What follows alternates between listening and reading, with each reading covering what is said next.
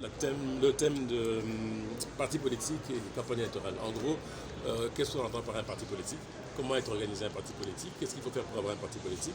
Et ensuite, en fonction de ça, avoir les bases pour pouvoir mener des stratégies par rapport à une campagne électorale. Et c'est pas, nous sommes déjà dans le moment clé. Vous savez, les élections ne se préparent pas une année avant l'échéance constitutionnelle ou les échéances légales.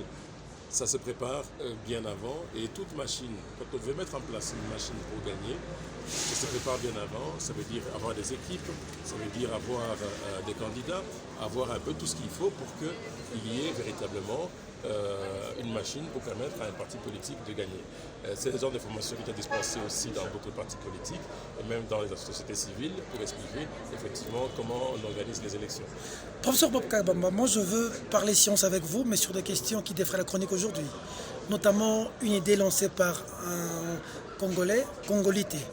Vous êtes un professeur, vous maîtrisez les questions juridiques. Que pensez-vous de cette question de congolité aujourd'hui? Doit-on exclure les Congolais qui ne sont pas réellement de père et de mère à la présidence? Doit-on restreindre toute cette idée qui est lancée, vous en tant que scientifique? On aimerait avoir des avis scientifiques et non politiques d'un professionnel que vous êtes. C'est une question fondamentale.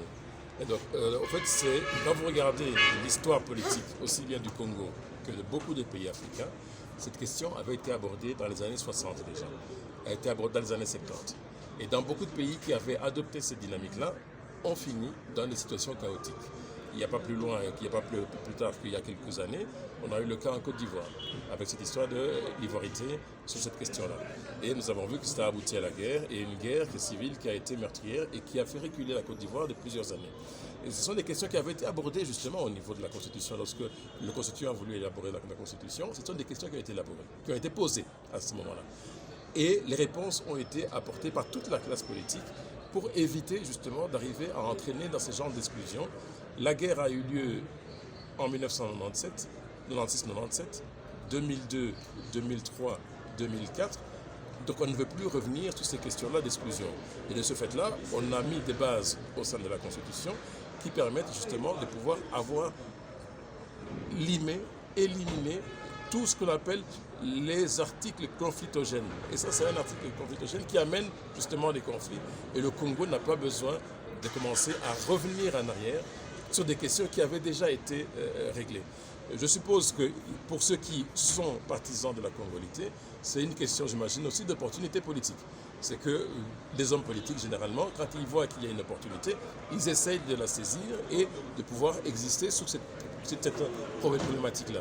Mais je pense que scientifiquement, c'est prouvé partout ailleurs dans le monde et en Afrique que les process d'exclusion, les process d'IT, congolité, ivoirité, bénité, etc., tous ces concepts-là n'ont amené que des conflits et n'ont abouti qu'à faire reculer un pays plutôt que de faire avancer le pays.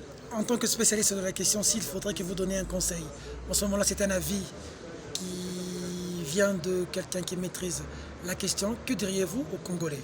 Oui, je pense que c'est une question qu'on a déjà réglée et ce n'est pas la peine de pouvoir renouveler encore des problèmes qu'on a déjà réglés et qu'il faut aller plutôt de l'avant. Lorsque on arrive à aborder cette question-là, vous allez aborder aussi la question de la nationalité. Beaucoup de Congolais aujourd'hui ne sont plus Congolais, ils sont étrangers au sens de la Constitution et au sens de la loi. Et ceux-là aussi sont exclus de la participation au pouvoir, tout à fait normal, puisque les textes sont ce qu'ils sont.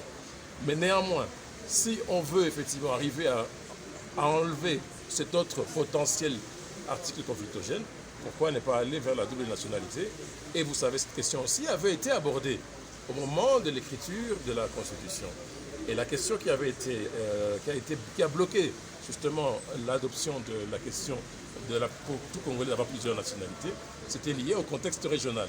Puisque tout simplement, au niveau du Congo, on ne voulait pas qu'il y ait des personnes d'origine de certains pays qui aient la nationalité de deux côtés.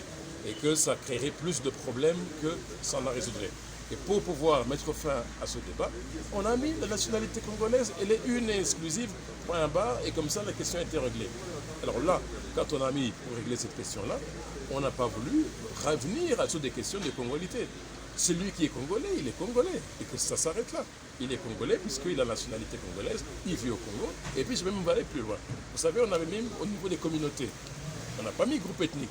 Ce que vous réalisez de manière très claire au niveau de la Constitution, c'est une traduction, on dit les communautés vivant au Congo avant 1960. C'est lié pour éviter justement d'arriver à la catégorisation qui est ethnique, qui ne l'est pas. Tribu, clan, puisque vous avez aussi cette question-là qui a été abordée. C'est-à-dire, vous avez, dans une ethnie, vous avez des clans qui veulent se définir comme n'étant pas de cette ethnie-là. Vous avez des tribus qui veulent se définir comme n'étant pas de cette ethnie-là. Tout à fait. Et alors, ça a créé toute une série de problèmes. Et alors, communauté. Est-ce que c'est une question de curiosité? Vous parlez des catégories, vous n'avez pas peur d'être catégorisé aujourd'hui qu'on vous retrouve ici en plein séminaire d'enfants pour la République? Catégoriser, ce n'est pas la première fois. C'est pas la première fois que je fais des formations. J'en ai déjà fait pour plusieurs partis politiques. L'avantage de pouvoir faire des formations, c'est pour aider justement que les partis politiques se consolident. Si on veut qu'un parti politique se consolide, c'est la démocratie qui y gagne. Ce n'est pas la peine de pouvoir avoir des partis politiques qui ne sont pas consolidés, où on va avoir des partis, par exemple, ethniques, des partis tribales, alors qu'on a besoin d'avoir des partis qui sont des partis nationaux, des partis qui ont une idéologie, qui se construisent et qui permettent justement de faire fonctionner la démocratie. Et au Congo, nous avons une démocratie participative qui est fondée sur les partis politiques. Si vous n'avez pas des partis politiques, vous n'avez pas de démocratie représentative. Alors si je peux aider, je l'ai déjà fait en Belgique à l'UDPS, j'ai fait des conférences pour l'UDPS, j'ai déjà fait pour le PPRD, à Kinshasa, à Lubumbashi d'ailleurs ici, j'ai déjà fait pour d'autres partis aussi pour pouvoir aider à ce que ces partis se consolident. Et il y a des programmes des bailleurs de fonds internationaux qui appuient justement ces partis politiques. Vous avez le fonds, la fondation allemande qui contribue justement à financer. Vous avez NDI qui finance aussi pour aider les partis à pouvoir se consolider, quel que soit le bord. Alors pour moi, en tant qu'expert, en tant que professeur qui maîtrise ces matières, pourquoi ne pas venir apporter, à aider, à continuer aussi à consolider tous les partis politiques. Les catégories, c'est tout à fait normal dans la vie politique congolaise, mais je ne suis pas membre de Ensemble pour la République. Dernière question, Oui. on a vu la considération que vous faites ici par ceux d'Ensemble et Moïse Katumbi, l'honneur qu'on vous a donné ici. Que pensez-vous de la personne de Moïse Katumbi pour finir? Alors, quand on regarde l'espace politique congolais, comme j'ai expliqué lors de la formation, ça marche par région, d'accord? Par région. Pour l'élection présidentielle, j'ai expliqué que c'est par région. C'est des régions, les leaders régionaux qui s'affrontent pour l'élection présidentielle. Et lorsque vous regardez la zone Est, c'est-à-dire la zone Est, c'est-à-dire vous passez du Katanga jusqu'à la province orientale, il y a un leader qui se dégage et qui s'appelle Moïse Katumbi. Vous allez regarder dans plusieurs régions, etc. Donc c'est une personnalité politique, c'est un poids lourd politique de la RDC, et que s'il travaille bien, s'il essaye de mettre en place sa machine de guerre par rapport aux élections, et donc il va aller aux élections avec une machine de guerre, avec pour lui, j'espère que si il va gagner, ou quelqu'un d'autre pourra le battre. Et donc c'est un poids lourd de la politique comme tous les autres poids lourds qu'il y a ailleurs, que ce soit Jean-Pierre Bemba, que ce soit Martin Fayoulou, que ce soit le président Tshisekedi. Je parle de lui en tant que leader dans un processus électoral, il est président, et donc dans un processus électoral, il sera presque au même niveau que les autres leaders. Professeur Bob Kabamba, merci. Merci.